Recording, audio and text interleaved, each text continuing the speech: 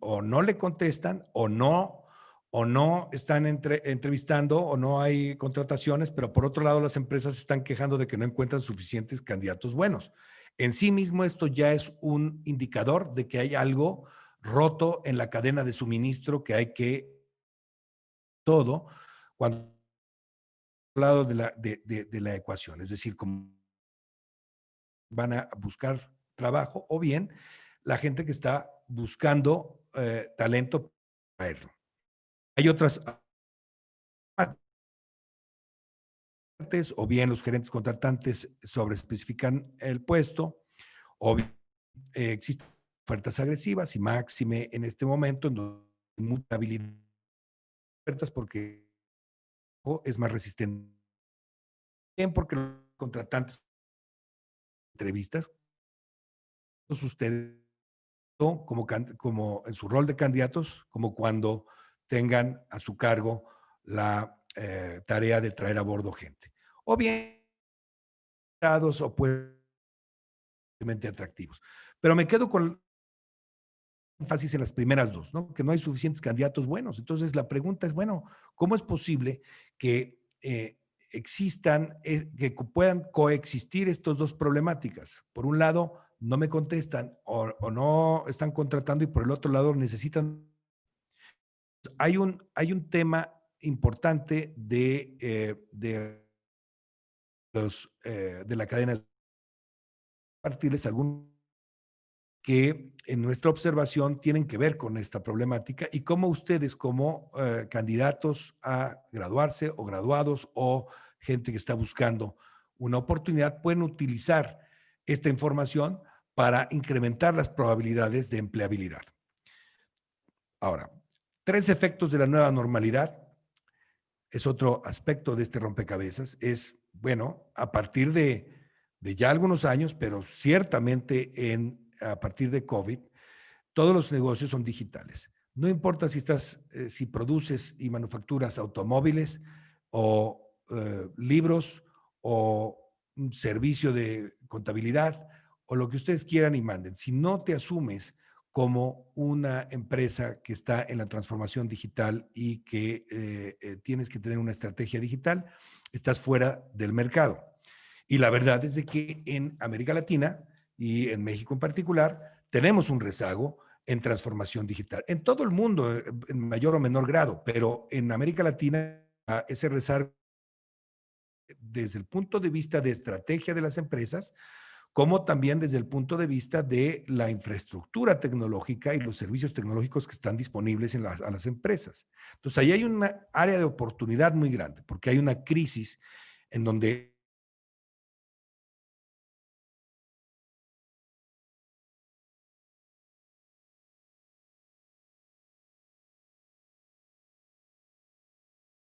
a las empresas la propuesta de valor de manera productiva al mercado. Otro, descentralización de la. Hay estamos viendo éxodo de no necesariamente tenían que o hubiesen pensado vivir.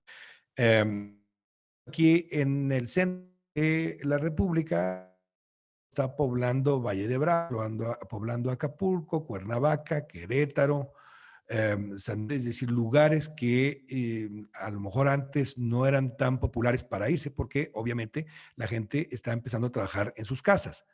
La desubicación, el efecto que tiene al estar en tu casa trabajando y haber en algunos casos bastante más productivo que pasar 3 o 4 horas en el automóvil e ir a una oficina y utilizar ese tiempo para realmente trabajar a profundidad, pues está modificando la naturaleza del trabajo y una de las modificaciones es que tenemos acceso a personas y a talento que no necesariamente está en el país de origen. Es decir, tú ahora, como persona que vive en México o en cualquier otro país de América Latina, tienes acceso a oportunidades de trabajo sin necesidad de reubicarte geográficamente. No en todos los casos, hay puestos y hay posiciones que sí, desde luego, van a implicar una reubicación geográfica al país o a la ciudad en donde está las oficinas o la planta de producción, etcétera. Pero en una medida importante, aún esos trabajos se están flexibilizando en horarios, etcétera, etcétera. Entonces, esta nueva normalidad está abriendo espacios para que exista un proyecto en México, pero el programador puede estar en Buenos Aires o puede estar en Houston, o el proyecto puede ser un proyecto colaborativo en donde estén 3 continentes simultáneamente involucrados en un mismo proyecto. Actualmente estamos trabajando con un par de proyectos grandes en donde estamos trabajando en México simultáneamente con Europa del Este y simultáneamente con un país en donde la gente, no importa en dónde esté, en un esfuerzo muy importante, en este caso de ingeniería, y a vez en el futuro que llegó para... Y además, la necesidad de desarrollar internamente o adquirir externamente las competencias nuevas, las competencias que van a darle un a las personas, tratar sea por proyecto o de manera permanente en las oportunidades actuales y del futuro. Y platicábamos hace un momento, esas competencias van a ser eh, cultura organizacional existente o a la velocidad en las que necesitan. Estos efectos, si yo les planteo un proceso normal, pero también vacante, hay proceso de búsqueda, de reclutamiento, de entrevistas, de segundas entrevistas, tercera, y culmina pues de una oferta por los cualquier contratación. Después vi lo que llamamos el onboarding, una etapa que típicamente es de 1 a 3 meses, en donde se persona al entorno. En este momento, uno de los grandes desafíos que tiene la industria en general es hacer onboarding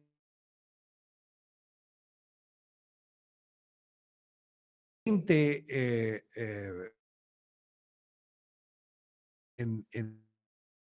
por el candidato jamás fue a tener una entrevista face to compañía y puede ser incluso a nivel. Entonces, aquí, pero bueno, es simplemente esquematizar que tienes esos 3 meses de a 12 meses después de tu contratación y el segundo año en donde realmente pues ya.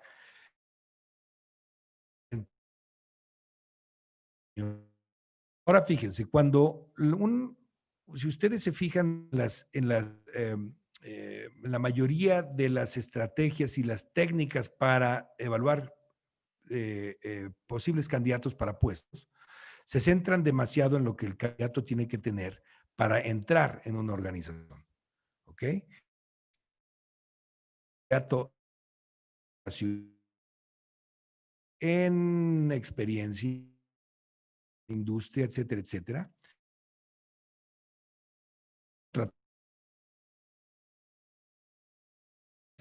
La parte de la a través de que se está viviendo, hay un fenómeno adicional que ya veía muy, muy, muy desde el punto de vista de la crisis que desató el COVID, particularmente sea ya algo medular en un proceso de tratamiento y es ser una vez y transformar una vez que esté una organización. Candidatos tienen que tener, qué es lo que los candidatos deben de hacer que puedan sobrevivir en un entorno que es dinámico y que a lo mejor a los 2 o 3 años o menos van a dejar un poquito obsoletos los aspectos de empleado que tuvieron en un principio y que los hicieron subir a la organización. Entonces aquí, si una empresa quiere tener un para la retención de candidatos y para la atracción de los candidatos correctos con responsables y tiene que tomar en cuenta la lista no solamente de lo que apoyar en el futuro, en competencias suaves. Voy a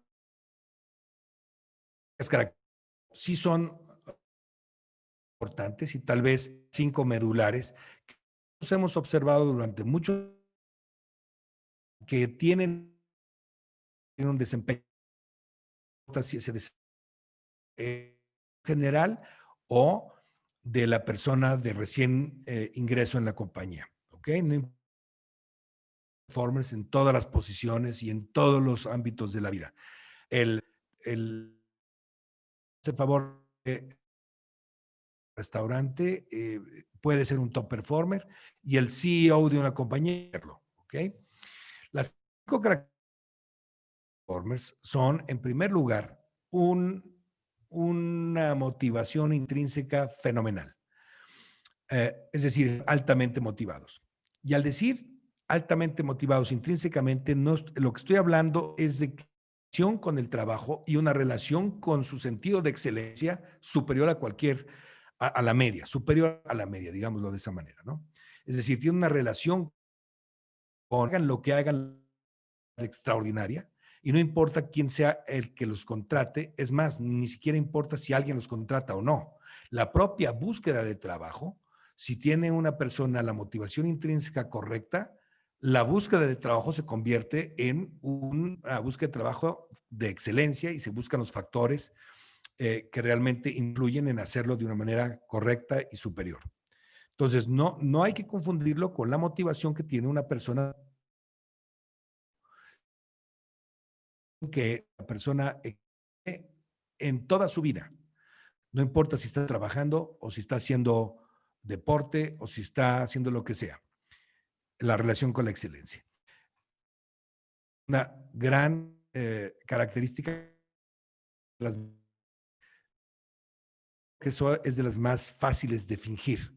Entonces, se necesita mucha preparación y experiencia para poder sobre todo en personalidades que son un poco introvertidas o que no son, digamos, empáticas en un principio, ¿no?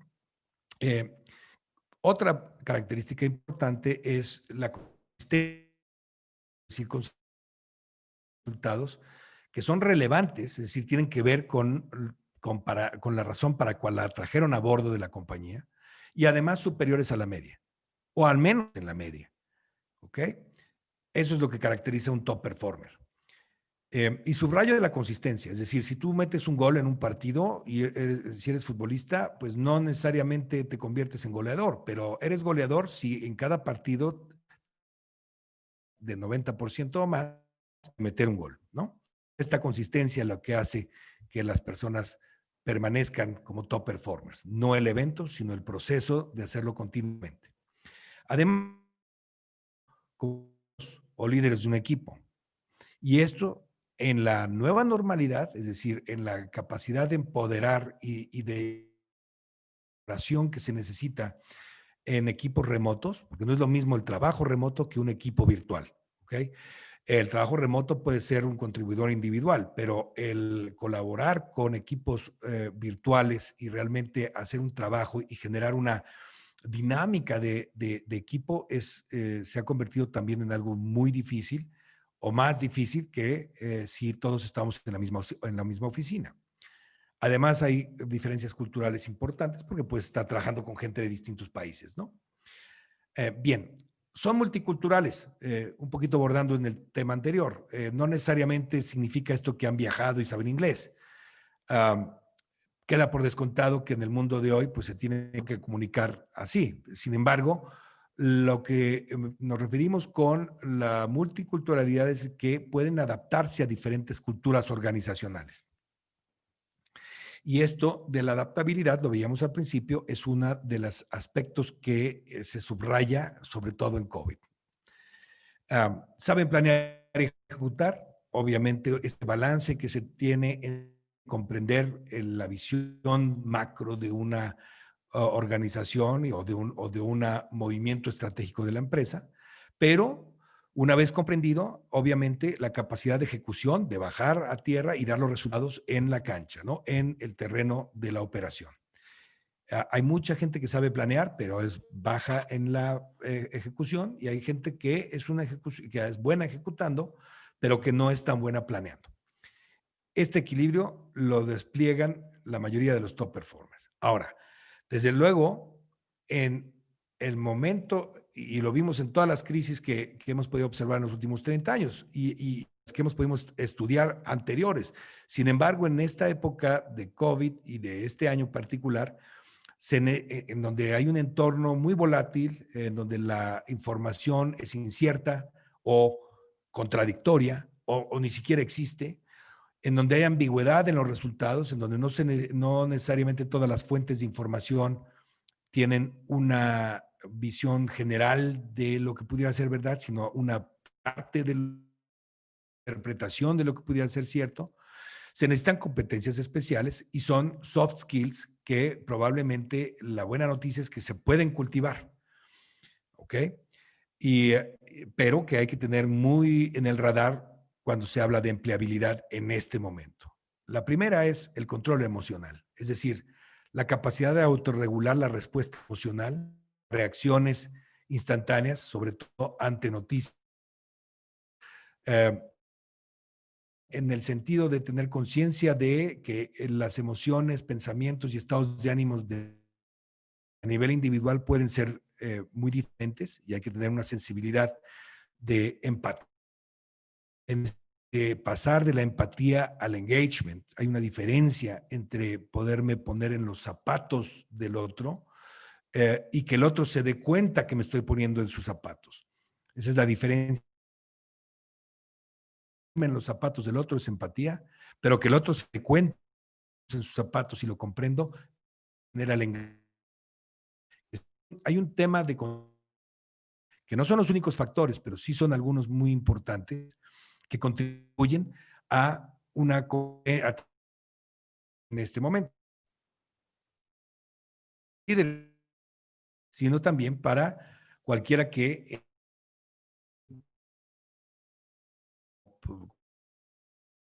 la capacidad en la vida personal como en la vida profesional continúa así,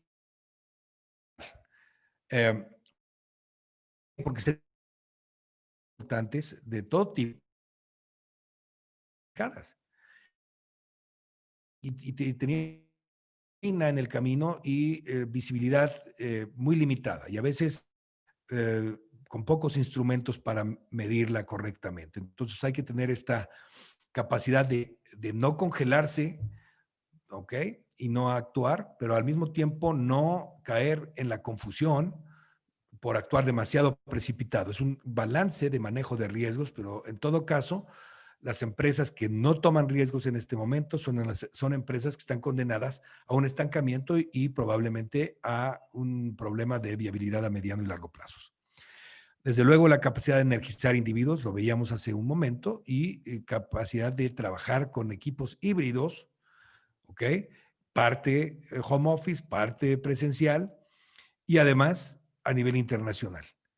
Eso es una capacidad que no veíamos y que no teníamos antes. La empezábamos a ver con algunas empresas que tenían ya home office y que tenían ya trabajo remoto, pero la aceleración tecnológica y la aceleración de cultura organizacional que va aparejada a esa aceleración tecnológica es muy grande y llegó para quedarse. La verdad es de que muy, muchas empresas en este momento ya están incluso pensando, y lo están,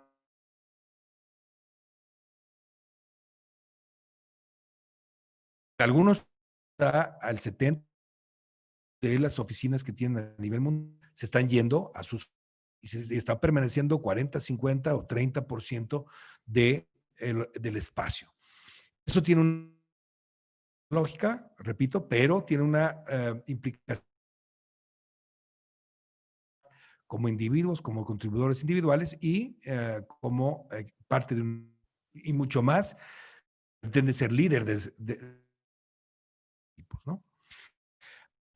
Implica comunicación activa, desde luego, la capacidad de entender, eh, la chispa de una inspiración, de una visión, ¿ok? Y de la situacional en que está viviendo el individuo de cada tipo.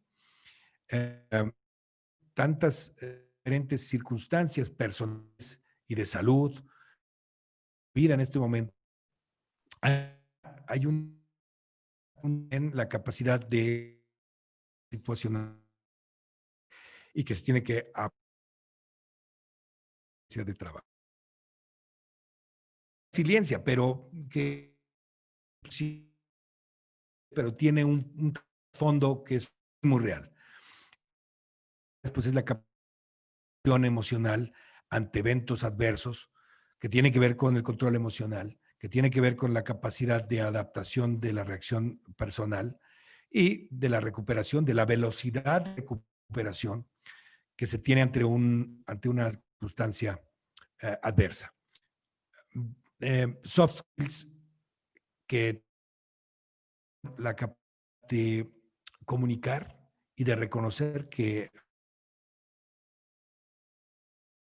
existen circunstancias que no necesariamente conocemos. A veces mucha idea de por dónde se va a solucionar una problemática, pero tenemos la seguridad emocional y el intelectual. Lo vamos el camino en este momento. Capacidad de tener reconocimiento, no necesariamente tienen todas las respuestas. No son todas, pero estas son competencias adicionales que salen en este momento y que algunas de las compañías nos están, uh, las tiene suficientemente desarrolladas como para desplegarlas desde un inicio. Entonces, o dos sets, 5 competencias importantes que todo top performer tiene, más competencias de crisis, las que estamos viviendo en este momento, son esas. Estas, eh, digamos, competencias y las distribuyen en un diagrama con respecto a cuántas personas están son top performers o no. Con esa definición de top performers en una organización, se van a encontrar con una distribución normal, en el mejor de los casos, en donde van a tener del lado izquierdo aquellos que tienen muy poco desempeño. Realmente no deberían ni dado a la organización. Son gente que no necesariamente son malos en el trabajo, pero a lo mejor no están bien reclutados para el tipo de compañía en donde están. Pero no dan resultados. Son los que nosotros llamamos non-performers y bueno, esa es la primera línea de recorte que deberían de tener las organizaciones, sería a las personas que están en este grupo. Los colaboradores que están en el siguiente grupo son los más, digamos, es el grupo más difícil. Nosotros le llamamos un verdadero dolor de cabeza porque produce, pero no lo necesariamente suficiente como para que agreguen valor, pero tampoco son lo suficientemente malos como para que uno decida no tenerlos a bordo. ¿Ok? Entonces, ¿qué es lo que hacen las organizaciones típicamente? Pues le agregan más coaching, le agregan más entrenamiento, le agregan más um, cursos, cursos de motivación. Y realmente lo difícil es tomar la decisión de hacer un recorte aquí, porque este grupo esté competencias duras. Pueden ser gente que uno pudiera, oye, falta simplemente, y regresamos al tema, pueden tener todos los hard skills que quieras, si no tienes el soft skill de la motivación intrínseca, simplemente ese punto te llevaría a estar en el grupo de los que consideramos nosotros on target o gente que ya tiene un desempeño suficientemente bueno como para llegar continuamente a los resultados que se les piden. Este ya es una contratación muy buena. Si a mí me presentan una empresa en donde on target, pues es una de las mejores empresas en el mundo, porque continuamente llegan o normalmente llegan a los luego lo hace con menos recursos, de maneras diferentes. Estos son los top performers que hablábamos, ¿no? Y cada X tiempo aparece por ahí alguien que es un superstar, es decir, alguien que te cambia incluso la regla del juego y que puede resultar demasiado disruptivo si tienes demasiados de estos en la organización, pero digamos que son gente que tiene un desempeño extraordinariamente superior en todos los parámetros que les mencioné hace rato. Bueno, obviamente la idea es de que cuando una compañía contrate a cualquiera de las personas que va a contratar, de cualquier nivel, pues entren del lado derecho de esta curva, ¿no? Y ahí es donde ustedes, como candidatos, como recién graduados o gente con algo de experiencia, pueden utilizar el desempeño que han tenido en su escuela, en su universidad, en sus proyectos o en sus proyectos alternos que no tienen que ver con la academia, para realmente utilizarlos para documentar y demostrar que han tenido un desempeño superior. Y ahí ese es el primer punto que desde la perspectiva de reclutamiento nosotros queremos oír. Queremos oír qué has hecho, no cuánta experiencia has tenido en la industria. Es obvio que si apenas te estás graduando, eh, no vas a tener los años de experiencia que muchas veces se requieren. Y además, puedes tener 5 años de experiencia y una persona con 2 o 3 años puede tener mejor 6 años. Como tiempo no me dice mucho, sino qué es lo que ocurrió en esos años, qué es lo que hiciste con lo que conociste. Y tal vez esa es una primera definición de desempeño que me gustaría compartirles. No es lo que tienes, sino lo que has hecho con lo que tienes. No es si tienes, qué grado escolar tienes, sino lo que has hecho con lo que aprendiste hasta donde llegaste. O si tienes o no un MBA, o si tienes o no 5, 7, 10 o 15 años de experiencia. 10 años de experiencia, primera y competencias y desarrollaste competencias nuevas y los otros 9 años pueden haberse repetido sin crecimiento. Sería preferible una persona que a lo mejor no con 10, pero con 5, cada año ha sido y aprendido y se ha transformado y ha cultivado nuevas competencias. Bien, aquí es donde está verdaderamente la propuesta de valor de reclutamiento para cualquier organización. Y aquí es donde está la propuesta de valor que ustedes tienen que demostrar en cualquier caso, ¿sí?, ante sus empleadores y la gente con la que ustedes se tengan en contacto, para que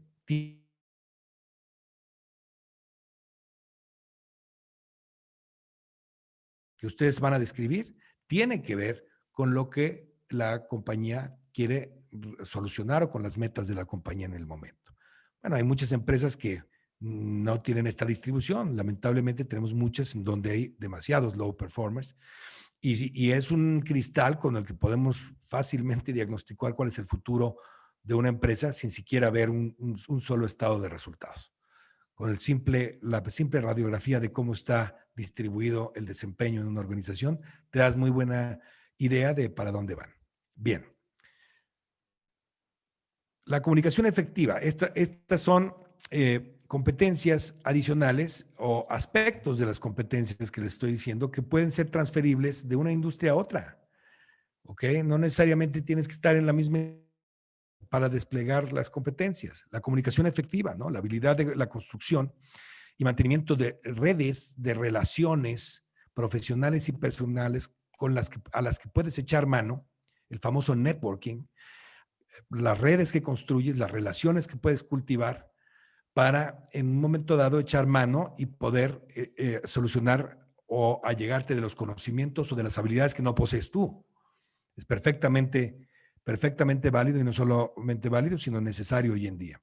Además, la educación continua, uno de los aspectos que ha subrayado el Tecnológico Monterrey es esa. Pues, ¿cuándo termina la educación? no termina cuando recibes un título. Ahí empieza la fase en donde continuamente tienes que renovar tus conocimientos y volverte ciertamente autodidacta en gran medida y buscar los conocimientos que se necesitan. Si ahorita les acabo de mostrar 10 o 15 competencias, la competencia de educación continua y desarrollo continuo de nuevas competencias es una competencia en sí misma, ¿ok? Es constantemente aprender y apropiarse de las habilidades, conocimientos y responsabilidad de generar un plan de desarrollo personal. No necesariamente tienes que esperar a que la empresa lo haga. Tú lo puedes hacer por ti mismo y responsabilizarte de seguirlo. Además, se necesita tener un conocimiento profundo del funcionamiento de una empresa, el famoso business acumen que dicen sobre todo las empresas norteamericanas. Necesito gente que sepa el contexto de cómo opera una empresa, cualquier empresa, no necesariamente una empresa de alguna industria en particular. Además, habilidades y conocimientos para reconocer talento. Ustedes mismos llegará a un punto en su carrera profesional en donde tengan que reconocer talento y traerlo a bordo porque solos no van a poder hacerlo. Sean dueños de un emprendimiento o sean parte de un equipo, van a tener tarde o temprano que salir al mercado y atraer talento. Entonces, una de las competencias que yo, obviamente, por nuestro trabajo, lo que hacemos, y subrayo, pues es la capacidad de reconocer y traer talento a bordo. ¿Ok? Networking, obviamente, lo vimos. La responsabilidad desde el punto de vista de ponerse la camiseta y apropiarse de un proyecto.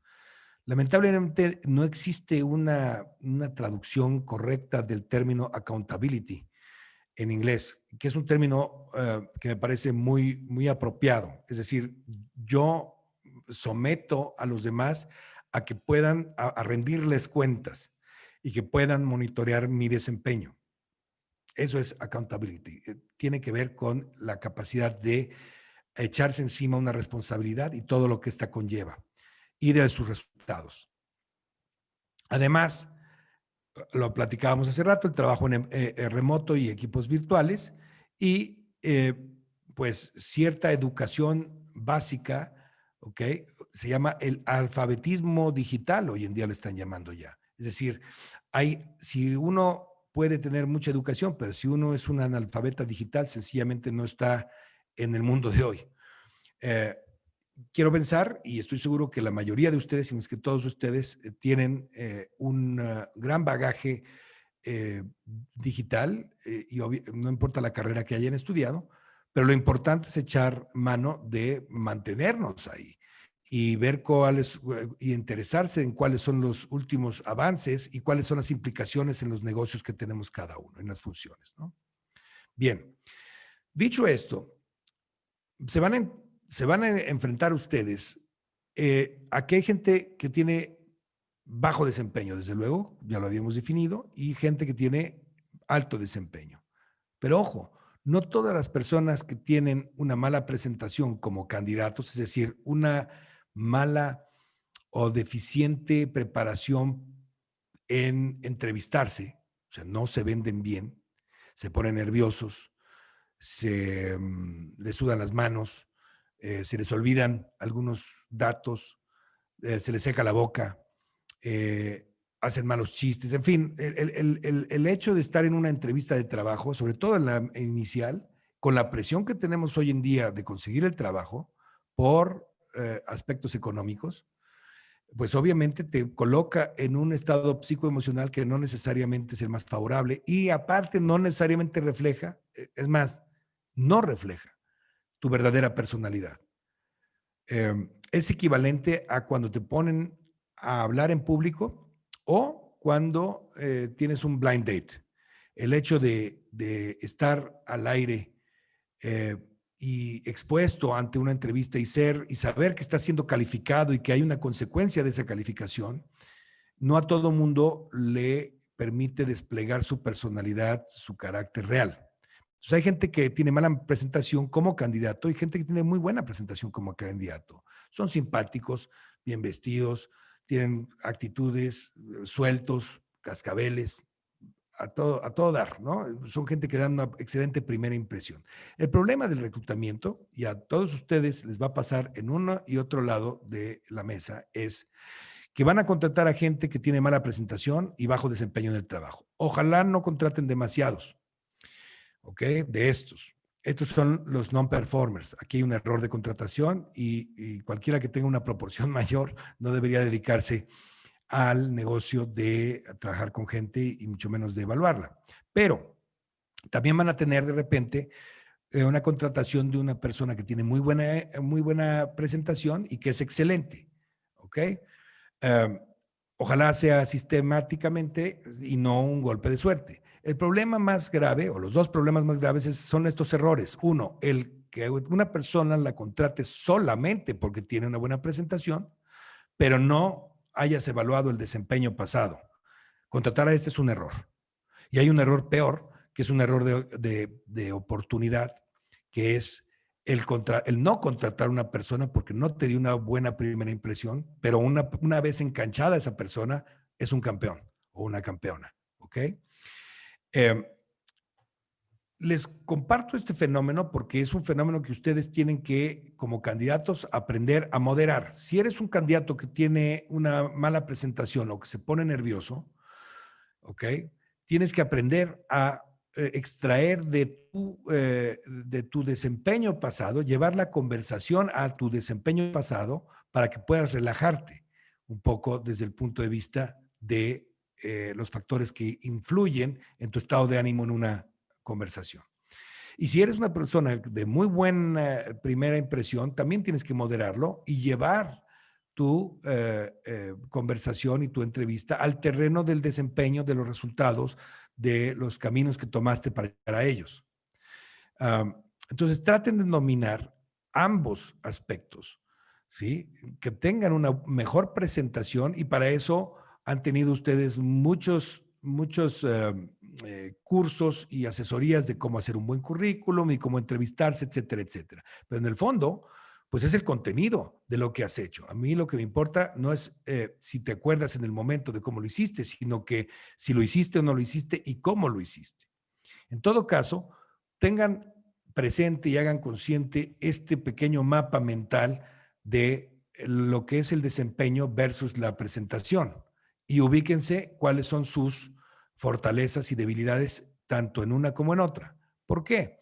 Porque los resultados prejuiciados y los resultados objetivos de una evaluación van a depender en gran medida que ustedes puedan no solamente comunicarlo, sino que el contenido que hayan comunicado sea un contenido que realmente haga a su contraparte, a quien los está entrevistando, entender lo que verdaderamente lograron y qué resultados tuvieron. ¿Ok?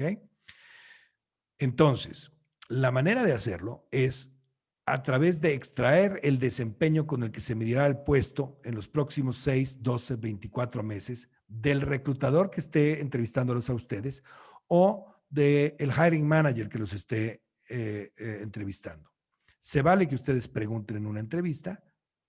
Fíjate que me gustaría saber cómo vas a medir el desempeño de esta posición en los primeros 6 meses, en el primer año. ¿A qué resultados concretos tiene que llegar a esta posición para que sea considerado un top performer en el contexto de la empresa donde están?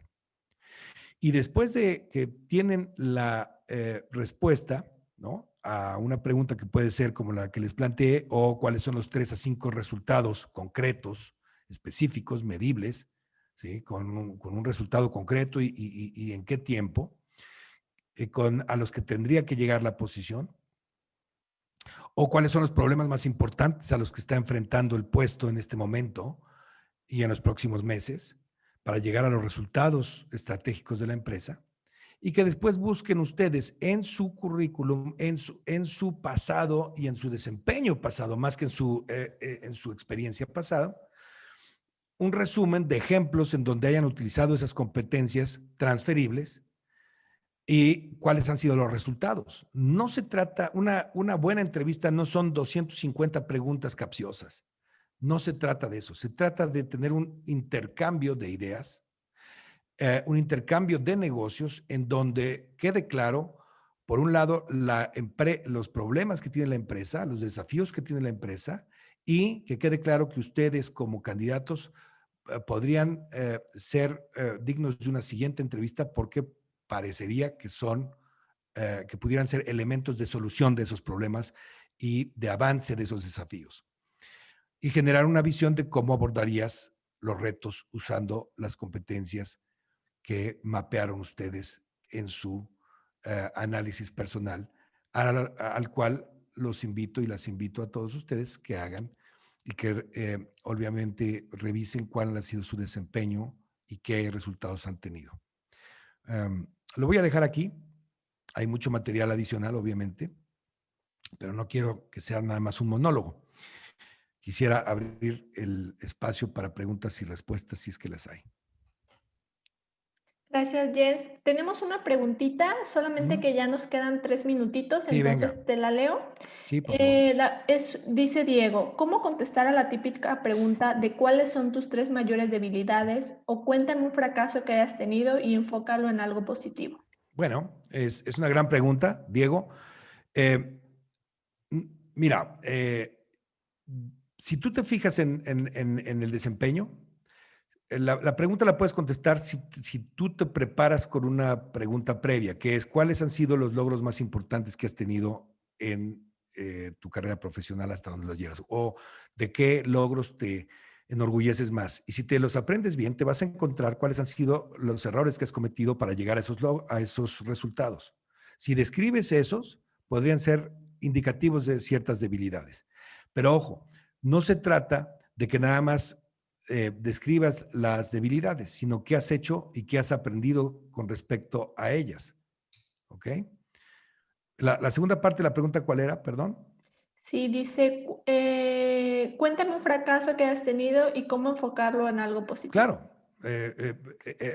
Si ves el proyecto o los dos proyectos más importantes que has hecho en tu carrera profesional y apuntas los errores más importantes o los fracasos más importantes y qué has aprendido al respecto y cómo volverías a hacer ese proyecto para evitar ese fracaso. La respuesta la puedes pensar desde antes y prepararte para esa pregunta. No se trata que la hagas de bote pronto.